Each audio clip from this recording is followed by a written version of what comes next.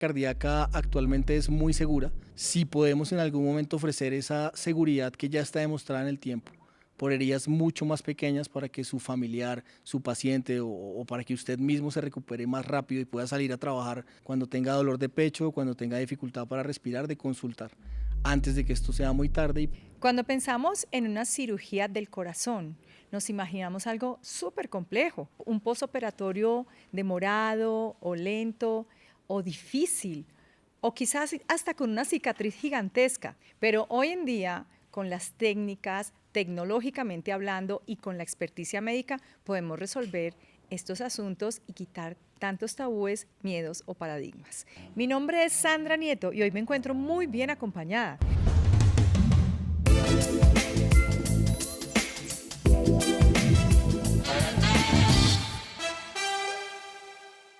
Con un doctor cirujano del corazón. Él es el doctor Mauricio Rincón y hoy vamos a hablar de un tema muy moderno, muy avanzado en una técnica para la cirugía del corazón. Se trata nada más ni nada menos que de la revascularización miocárdica mínimamente invasiva. Bienvenido, doctor Rincón. Gusto en tenerlo aquí en el podcast Cuida tu Salud de la Fundación Santa Fe de Bogotá. Sandra, gracias, muy amable y muchas gracias por la invitación. Doctor, ¿nos amplía un poquito sobre su cargo, sobre sus estudios, como para que entendamos qué tipo de profesión ve este tema de las nuevas tecnologías en operación del corazón? Claro, yo soy cirujano cardiovascular. Me gradué hace más o menos 11 años de cirugía cardíaca de la Universidad Javeriana. Hice antes cirugía general, también especialidad de cirugía general, y estudié medicina también en la Universidad Javeriana. Soy cirujano cardiovascular porque desde pequeño me apasionó el corazón. La primera vez que vi una imagen del corazón en televisión me pareció increíble y desde ahí agarré como esas ganas de estudiar corazón. Eh, Cuando entré en medicina y uno empieza en medicina y no sabe realmente qué es un internado, qué es una residencia, quién opera el corazón, porque uno no tiene ni idea, fui descubriendo que la rama era esa cirugía y cirugía cardiovascular y asociado con cardiología. Y bueno, aquí estamos, por eso hago cirugía cardíaca, que es como la pasión que siempre tuve. Muy bien, doctor. Y hay una cantidad de mitos al respecto. Yo creo que en general la población desconoce muchísimo sobre cuándo se hace una cirugía cardíaca, cuándo no es necesario y qué tipos de cirugías cardíacas hay. Pero hoy en particular vamos a hablar de una, así como lo último que hay al respecto. Y hoy en día, para la audiencia en general, que hay muchísimo desconocimiento, vamos a poder darle alternativas y romper algunos mitos que se tienen al respecto de una cirugía de corazón. Doctor, la revascularización cardíaca, esa mínimamente invasiva. Hablemos un poquito sobre qué es, qué traduce este término poco común, que hemos oído muy poquito realmente. Sí, digamos que la cirugía cardíaca, como dices, tiene unos mitos grandes porque todos pensamos que es muy grave y que los pacientes finalmente van a fallecer. Cuando hablamos de cirugía cardíaca, los familiares y el paciente se asusta, es lo primero que pensamos y eso ha cambiado mucho. Es actualmente una cirugía muy segura. Específicamente tu pregunta, revascularización miocárdica, es lo que hacemos la mayoría de las veces en cirugía cardíaca. En el mundo la enfermedad por cardiopatía isquémica o enfermedad de las coronarias es muy prevalente, aún con todos los cambios de hábitos de vida en sociedades tanto desarrolladas como no desarrolladas o en vías de desarrollo, y en nuestro país es la primera causa de muerte. En Bogotá es la primera causa de muerte y triplica o quintuplica cosas como por ejemplo el cáncer, porque es una enfermedad muy grave. Y de eso depende pues todas las formas de abordar la enfermedad coronaria. Hay medicamentos que han ayudado muchísimo a todo el desarrollo, hay intervenciones como por ejemplo cateterismos y hay intervenciones como por ejemplo cirugía, que es donde entramos nosotros y hacemos la cirugía que se llama el bypass coronario o de revascularización miocárdica. Es la cirugía en donde por medio de una cirugía, una intervención, sea una incisión convencionalmente como se hace abriendo el hueso del pecho que se llama el esternón, entramos y hacemos puentes con arterias o con venas del cuerpo de cada paciente para llevarle sangre más allá del sitio donde está el bloqueo.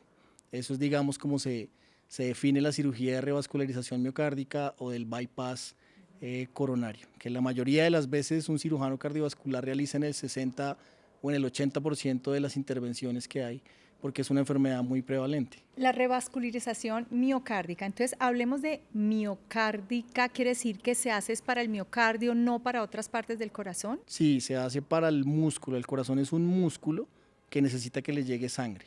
esa sangre llega por las coronarias.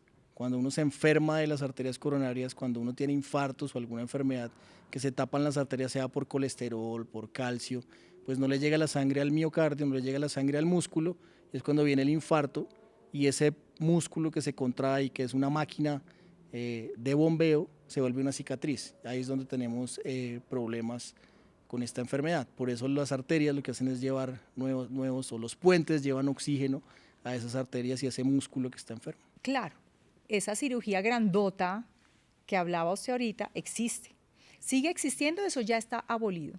Sigue existiendo. La reina de la cirugía o la reina para hacer este tipo de cirugía, digámoslo así, la mejor exposición es hacer una esternotomía.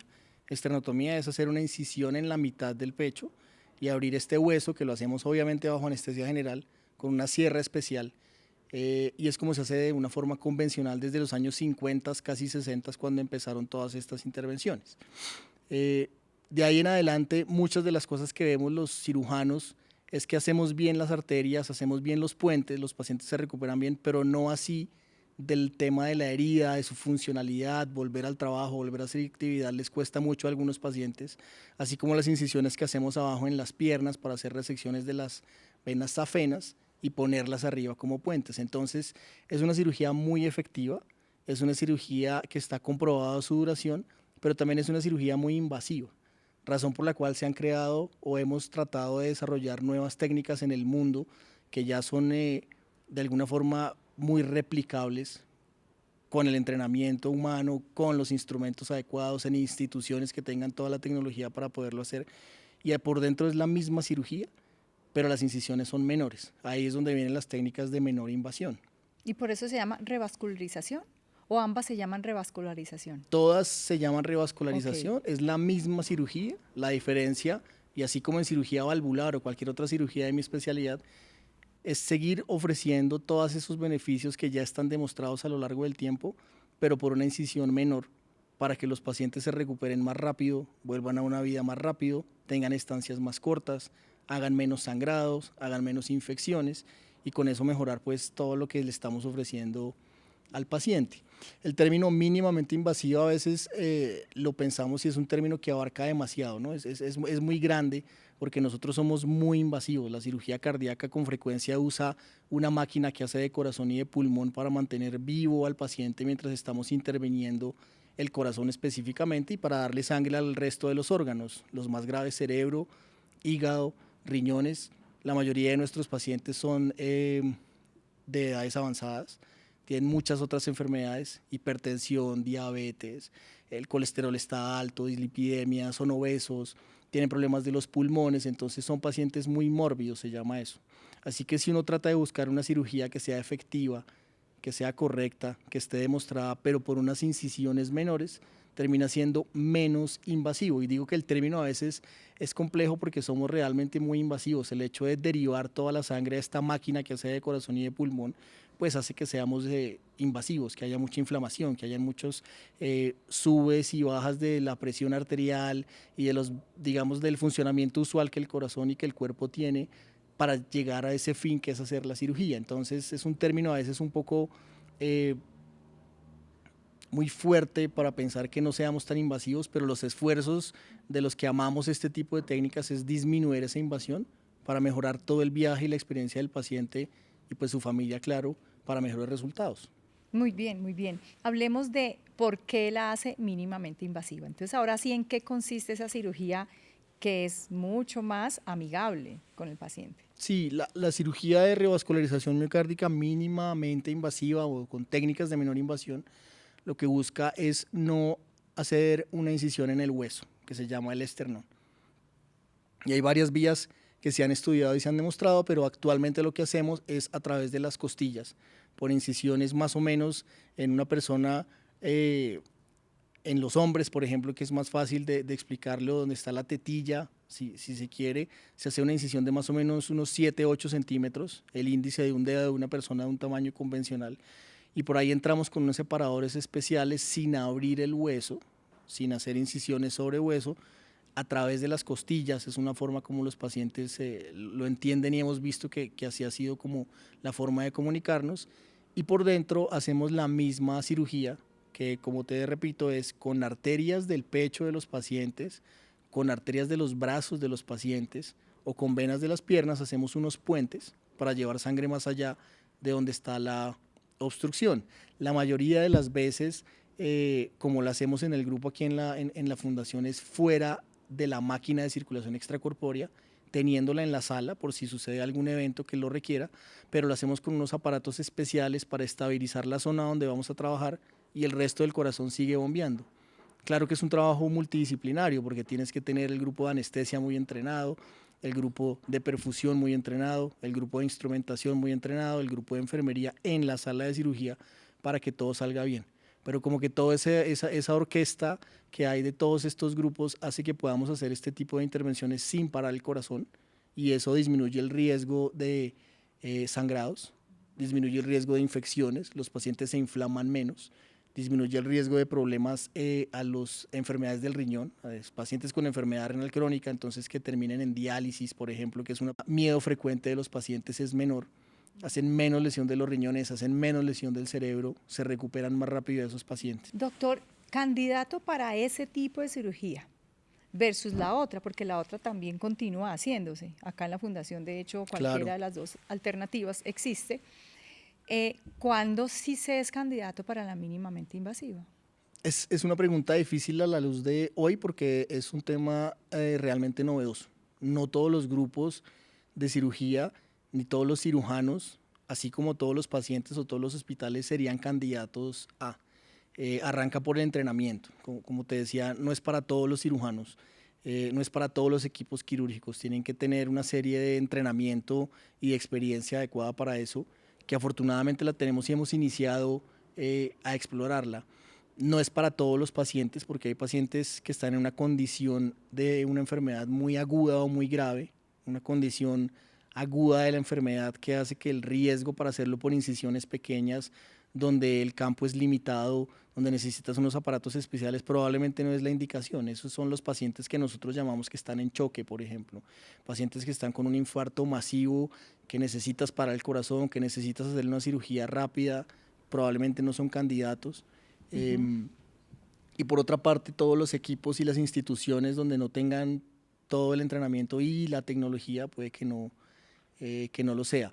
Hay grupos en el mundo que opinan que cualquier persona podría ser candidato para esto. En nuestra experiencia lo que vemos es que afortunadamente hay herramientas para todo, pero no todos los pacientes deben ser llevados por mínima invasiva o no todos los pacientes deben ser llevados por una esternotomía o una cirugía convencional. Depende mucho del contexto del paciente en el momento de la cirugía y dónde estamos. Yo creo que esa sería la respuesta. Perfecto. Doctor, ¿este tipo de cirugía es más programada o se puede hacer por una urgencia, que entra el paciente a urgencias y termina en este tipo de cirugía? El escenario clásico para esta cirugía es el paciente que es programado, que viene por consulta con unos estudios, con cardiología, le han demostrado que tiene las arterias enfermas, tiene algunos síntomas que no lo han llevado al servicio de urgencias, pero está en casa con dolor de pecho, con dificultad para respirar, que es lo que llamamos nosotros disnea o angina de pecho, y le encuentran enfermedad coronaria. Ese es el paciente que llega de la casa con todos los estudios prequirúrgicos cuadrados y lo podemos operar por estas técnicas. También hemos tenido pacientes que hemos hecho en el contexto de urgencia, pero que en su hemodinamia o que clínicamente, llamémoslo así, no están en choque y los podemos llevar por estas técnicas. Eso a la luz de hoy es muy probable que en unos años y ojalá que en unos varios años podamos volver a sentarnos acá y decir que podemos hacer todos los pacientes por técnicas o por heridas de menor incisión, favoreciendo, digamos, esa recuperación, pero ofreciendo la misma calidad, porque a veces también el problema o la tergiversación de estas técnicas es que por esas heridas pequeñas no puedes hacer la misma cirugía que sí se ha hecho como se ha hecho convencionalmente.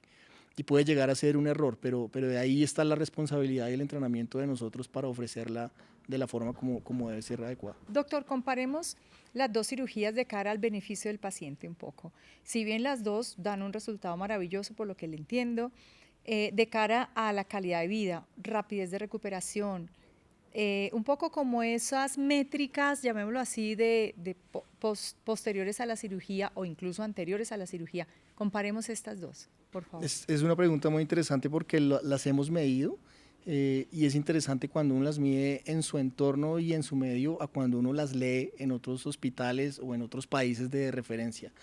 Nosotros que hemos encontrado y que va acorde con la literatura, los pacientes definitivamente se recuperan más rápido. Se recuperan más rápido no solo en el hospital, permitiendo que tengan una estancia más corta tanto en cuidados intensivos como en habitación, y los pacientes salen comparándolo, como dices, en una métrica 1 o 2 días antes que los pacientes que hacemos por esternotomía convencional. Pero el punto más grande e impresionante de esto es cuando los pacientes vienen a la consulta y ya están trabajando. Ellos mismos se ponen la ropa. Algunos de nuestros pacientes no tienen los medios que quisiéramos y dependen pues de viajar en bus público, dependen y trabajan con su cuerpo, personas que venden, por ejemplo, ha sido impresionante alguna experiencia con personas que venden en la calle cosas, vendedores ambulantes que hemos tenido que operarlos de urgencia y siguen haciéndolo a la segunda semana de operados. Llegan a la consulta y ese paciente puede ponerse su ropa él mismo, puede bañarse él mismo, puede caminar él mismo. Y pues eso de repente no lo vemos tanto en las métricas intrahospitalarias que a veces vemos y revisamos costos y vemos sangrados y vemos infecciones, que claro que son menores también. Pero estos pacientes se recuperan más rápido a su vida, pueden trabajar más rápido, pueden sacar a su niño a la calle más rápido y hacer actividad. Entonces, ese es un punto que es un beneficio real. Y en una sociedad como la nuestra es un punto gigantesco para poder hacerlo. Intrahospitalariamente y en métricas definitivamente la infección es menor al 2%, inclusive 0% de infecciones profundas. Los cirujanos de corazón le tememos mucho a las infecciones que se llaman mediastinitis. La mediastinitis es una infección en la cavidad donde está el corazón que se llama el mediastino. Es una infección muy grave. Los pacientes con esternotomía tienen muchísimo más riesgo que un paciente por una herida por el tórax pequeña. Probablemente el riesgo en nuestra experiencia ha sido 0 y eso es una maravilla, a diferencia de los pacientes con heridas por esternotomía, que el riesgo puede ser, según las series y en el mundo donde lo leas, hasta el 2 o 3%. Más allá de eso, pues no estaría bien, pero la existe, porque son pacientes muy enfermos. Cuando uno hace una incisión a través del tórax pequeña y si llega a haber una infección además, es muy diferente el manejo a una infección del esternón. Los pacientes sangran menos. Hay una noxa mucho menor, tienes que hacer una herida mucho más pequeña, la exposición de los tejidos, entonces hay menos sangrado en el intraoperatorio como en el posoperatorio.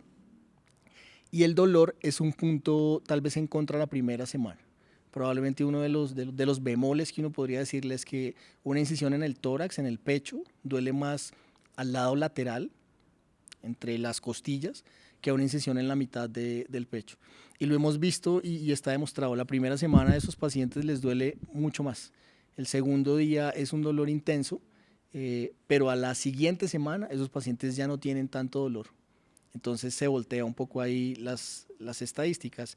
Y hay tecnología y hay aparatos y hay técnicas donde estamos haciendo bloqueos, estamos usando crioablación para bloquear los nervios de los pacientes que hacemos por toracotomía para disminuir probablemente ese dolor.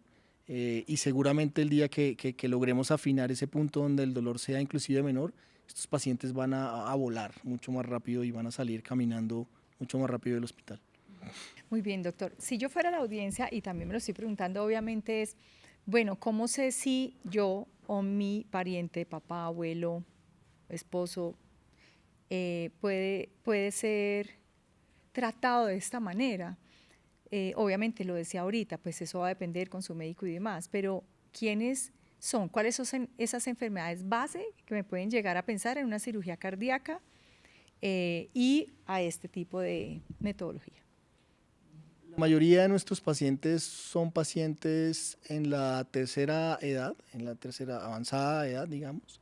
Son pacientes que son hipertensos de larga data, son pacientes que son diabéticos, son pacientes que tienen enfermedad del colesterol. Y si tú trazas una línea en Colombia o en nuestra ciudad, la obesidad es un marcador muy importante de todas estas enfermedades. Si uno tiene un paciente con todas esas enfermedades, eso termina siendo como un caldo de cultivo para la enfermedad coronaria, así como para la enfermedad que produce ACVs, que produce los infartos en el cerebro, ¿cierto? Así como para la enfermedad de los riñones también. Entonces, todos estos pacientes siempre tienen un riesgo de eso. Y clásicamente son pacientes que no son del todo, digamos, adherentes al tratamiento o que aún así sí son adherentes al tratamiento, pues tienen una enfermedad de mucho tiempo.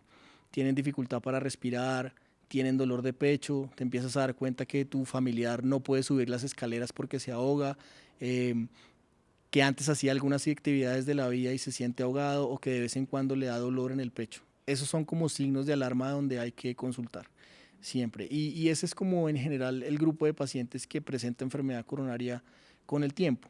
Sorprendentemente estamos viendo cada vez más enfermedad coronaria en pacientes jóvenes también y probablemente tiene que ver con nuestro estilo de vida y con nuestra dieta y con todo digamos, los factores ambientales que hay alrededor de esta enfermedad, que es bastante frecuente. Sí, doctor, esta técnica es nueva, usted lo mencionaba. ¿Cómo nació, cómo descubrieron este mecanismo para hacer mucho mayor beneficio al paciente? Pues hay reportes de la literatura médica, inclusive de los años 80, donde se hacen incisiones a través de las costillas para un solo puente, que es la arteria descendente anterior. Es una arteria que está hacia la parte anterior del corazón, entonces se reservaba para ese tipo de pacientes. Y a veces se hacían algunas cirugías combinadas con los hemodinamistas, que son los que hacen cateterismos y ponen stents, donde se hace una parte por la cirugía y otra parte por cateterismo. Y se fue desarrollando lentamente y en las últimas, diría yo, 5 o 6 años viene un desarrollo muchísimo más grande de muchos grupos donde aparecen las técnicas de menor invasión, el uso de interfaces como las cámaras de toracoscopia, la aparición de tecnología como el robot, que también ha hecho de alguna forma en el mundo que se empiecen a aumentar como ese abanico de opciones para ofrecerle al paciente una cirugía de menor invasión. Doctor, nosotros dentro de la investigación también le pedimos al público que nos hiciera alguna pregunta al respecto. Aquí tenemos a Valentina Ruiz desde Instagram que dice si esta cirugía mínimamente invasiva es una opción para cualquier enfermedad coronaria. Es decir, más allá de cuando venga el paciente y se le haga el diagnóstico completo, es en cualquier enfermedad coronaria. Ahorita usted hablaba, por ejemplo, de algunos ejemplos de enfermedad. ¿Cuáles son esas enfermedades que pueden llevar a la cirugía? Depende del contexto definitivamente, pero un paciente con enfermedad coronaria que pueda ser evaluado en un hospital donde tenga la tecnología y el entrenamiento para hacerlo, puede llevarse a cabo este tipo de intervención. Un paciente que está en la unidad de cuidados intensivos, en un estado de un choque agudo, demasiado enfermo, en una urgencia, de repente no es el momento o no podría ser como el mejor candidato para hacerlo, pero si uno se basa en la literatura y en gente experta y los que somos aficionados a este tema, probablemente cualquier anatomía coronaria que esté tapada no solo una, sino 2 o 3 arterias a la luz de hoy se puede hacer por estas técnicas, porque antes no. Antes se reservaba para solo que estaba tapada la arteria principal, que se llama la descendente anterior, que está en la parte de adelante del corazón, para no tener que voltear o movilizar ese corazón. Ahora tenemos experiencia y lo hemos hecho, y tenemos pacientes nuestros que hemos hecho 2 o 3 puentes fuera de circulación extracorpórea, es decir, sin parar el corazón, con anatomías muy complejas que han sido favorecidos.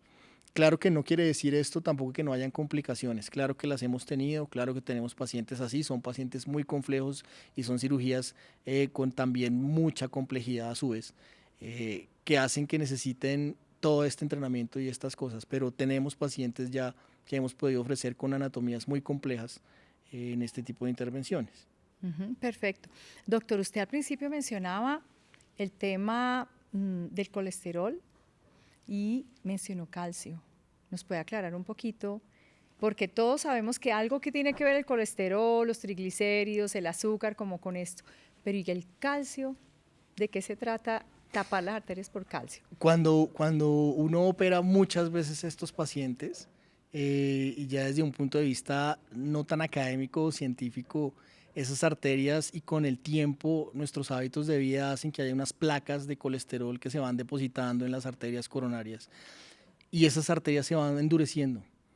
Esa placa se va endureciendo y se vuelve literalmente una cosa durísima que nosotros llamamos placa aterosclerótica y cuando entramos a cirugía a hacer estas intervenciones encontramos arterias que no son finitas, no son bonitas, delgaditas, sus paredes son realmente calcificadas, son paredes duras donde a veces tenemos que hacer procedimientos de resecciones de esas placas grandes y hacer técnicas como la endarterectomía donde hay que quitar segmentos grandes de tapones en las arterias para poder poner sobre eso los puentes. Imagínate un tubo de una casa que esté completamente obstruido por la razón que sea. Es como entrar a hacer ese procedimiento en un corazón en arterias tan pequeñas como de 3 o 4 milímetros. Así que todos esos factores y todo lo que conocemos y que los médicos llamamos la fisiopatología, que es como la forma como se explica cómo se van produciendo estas enfermedades, tiene que ver mucho todos esos depósitos en las arterias que se van dañando, se llenan de colesterol, se van endureciendo y van tapando la luz, van tapando el flujo de la sangre, que es la que lleva el oxígeno a final de cuentas y causa pues estos problemas. Ok, perfecto. Es un decir hacia ese taponamiento, hacia ese material en que se van convirtiendo. Más duro, más rígido, como un cemento en una tubería. Es como si taparas una tubería con greda y con cemento. Cuando los pacientes tienen los infartos, a veces llevan mucho tiempo con esta enfermedad, pero por algún evento hay una lesión en alguna parte de lo que nosotros llamamos una placa aterosclerótica. Se abre, se llena de trombos, se emboliza y ahí es donde vienen los eventos agudos. Es donde viene el dolor fuerte y el paciente que está en urgencias, el paciente que llega a cuidados intensivos. Esa es la parte aguda, cuando el paciente tuvo y se exaltó, estaba haciendo ejercicio o tuvo una discusión con la familia. Es la parte aguda del tema, pero hacia atrás, si tú te pones a ver, esos pacientes llevan mucho tiempo con mucha enfermedad, con unos hábitos de vida no adecuados, sedentarios, consumo de tabaco, pues cigarrillo, hablemos del cigarrillo realmente, alcohol, grasas, ¿cierto? Todo ese tipo de alteraciones que hay en nuestros hábitos de vida que en Latinoamérica son muy frecuentes, nuestras dietas son demasiado pesadas y generan estas enfermedades. Perfecto, doctor. ¿Algún mensaje que quiera dejarle a la audiencia y no hayamos hablado? Sí, yo creo que la audiencia debería saber que la cirugía cardíaca actualmente es muy segura. Es probablemente una de las cirugías que tiene más listas de chequeo y más estudios que se han hecho, así como la cirugía de revascularización miocárdica es de las más estudiadas que hay. Entonces la hace una cirugía segura. Si podemos en algún momento ofrecer esa seguridad que ya está demostrada en el tiempo, por heridas mucho más pequeñas para que su familiar, su paciente o para que usted mismo se recupere más rápido y pueda salir a trabajar pronto y a recuperar su vida, pues es el momento cuando tenga dolor de pecho, cuando tenga dificultad para respirar, de consultar antes de que esto sea muy tarde y poderlo llevar a un buen término como lo hacemos con la mayoría de nuestros pacientes. Perfecto. Y vamos a la esencia de todo. Antes de llegar a una cirugía, prevención, tamizaje, conciencia sobre lo que estoy sintiendo, cambios, ya sea yo mismo como persona o la familia que empiece a notar algo en los familiares o amigos o compañeros y detecte algo y lo pueda llevar tempranamente a una solución. Sin duda, de acuerdo. Doctor Mauricio Rincón, muchísimas gracias por estar en podcast de la Fundación Santa Fe de Bogotá. Gracias a ustedes. Bienvenido para una próxima. Y a ustedes, querida audiencia, muchísimas gracias por estar con nosotros en este episodio del podcast Cuida tu Salud de la Fundación Santa Fe de Bogotá. Los invitamos a activar la campanita, a seguirnos y sobre todo a compartir este contenido que seguro a muchas personas le va a parecer de gran interés. Nos vemos.